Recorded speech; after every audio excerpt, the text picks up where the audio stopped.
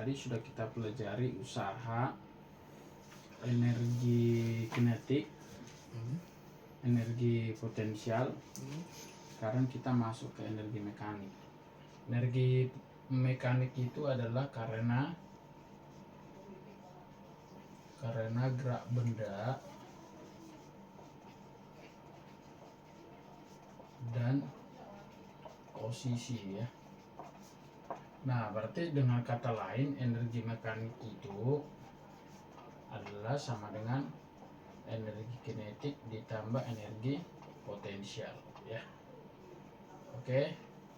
Nah, jadi contoh energi mekanik itu jika benda itu mengalami kedua-duanya ya, yaitu gerak dan posisi. Jadi contohnya itu benda dilempar ke atas dari ketinggian h meter ya. Nah, misalkan ini ada benda ya. Nah, di sini ada ketinggian h. Nah, ini kamu lempar nih. Ya, dia kan nanti akan jatuh lagi ke tanah ya. Ini misalkan tanah ya. Tanah ya. Nah, ini di sini kamu waktu melempar ini kan ada kecepatan nih p. Nah, ini ada ketinggian ya. Nah, inilah kita sebut sebagai energi mekanik ya. Nah, itu dia. Oke, yang D-nya adalah hukum kekekalan energi ya. Nah, ini kenapa saya kasih hukum kekekalan energi untuk membantu dalam memecahkan soal ya. Hukum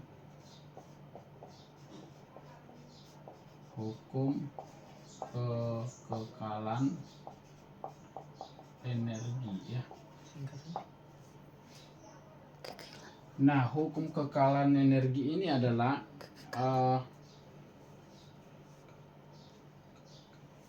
hukum kekekalan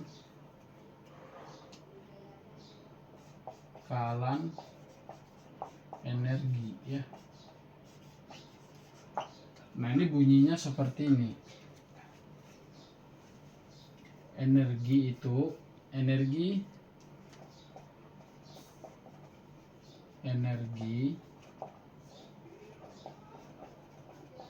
tidak bisa diciptakan atau dimusnahkan,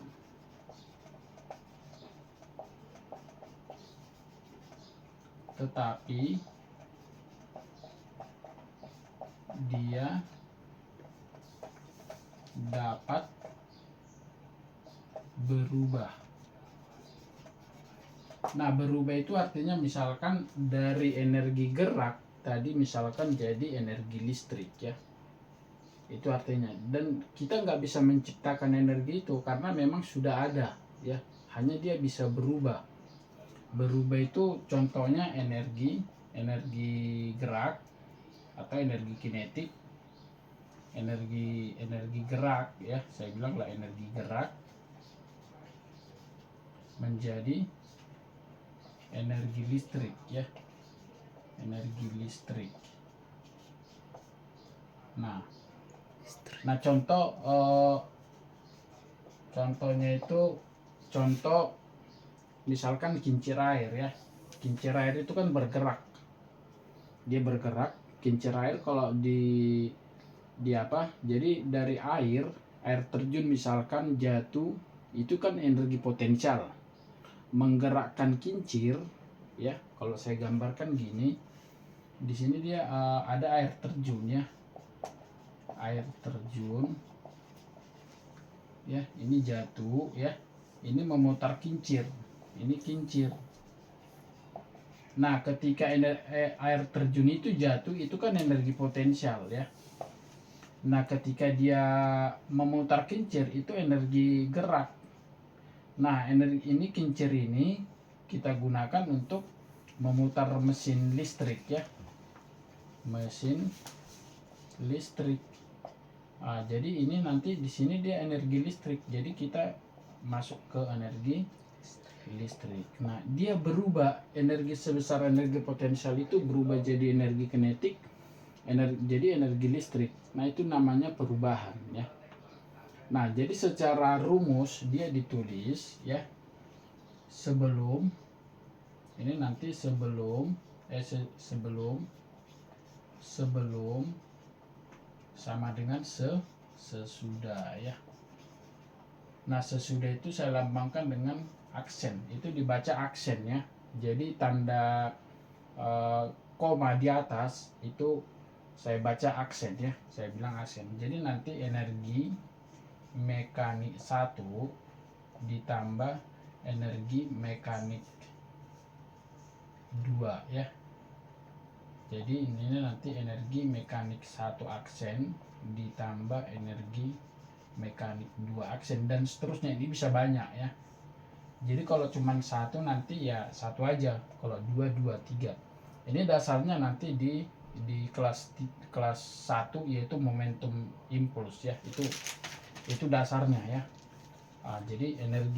Jadi rumus hukum kekekalan energi itu adalah energi mekanik 1 ditambah energi mekanik 2 dan seterusnya sama dengan energi mekanik 1 aksen ditambah energi mekanik 2 aksen ya. Nah, jadi kalau dia mengenai energi potensial tadi berubah, yaitu itu nanti kita gunakan menghitung itu ya. Gunanya itu nanti untuk menghitung energi ketiga setelah jatuh ini berapa di sini kecepatannya. Baru nanti ini berubah ya. Itu namanya energi, hukum kekekalan energi ya. Energi tidak bisa diciptakan atau dimusnahkan, tetapi dia dapat berubah ya. Perubahan tadi banyak ya. Misalkan energi panas, kalor ya kan, menjadi energi listrik ya. Nah, jadi banyak perubahan itu.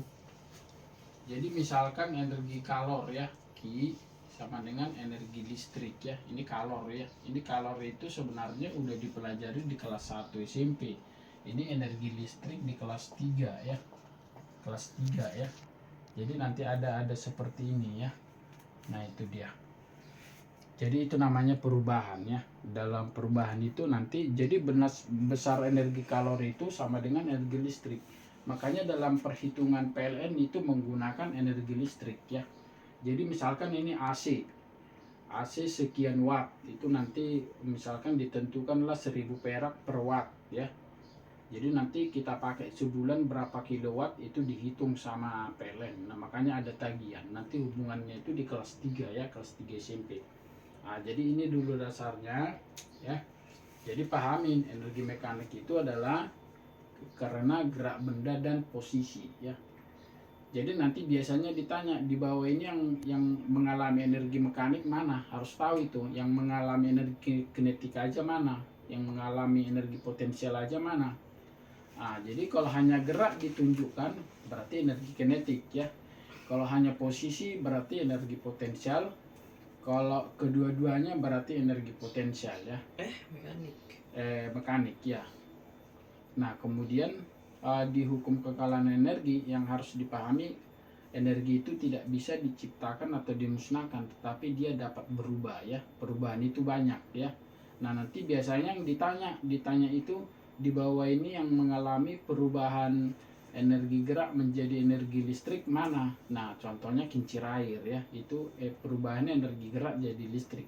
Di bawah ini yang perubahannya energi potensial jadi gerak mana, yaitu air terjun jatuh ke kincir. Itu termasuk energi perubahan energi potensial menjadi energi kinetik ya, karena dia dari posisi menjadi gerak ya. Nah, itu dia. Oke, inilah untuk tentang usaha dan energi ya. Nanti selanjutnya akan kita bahas pesawat sederhana ya.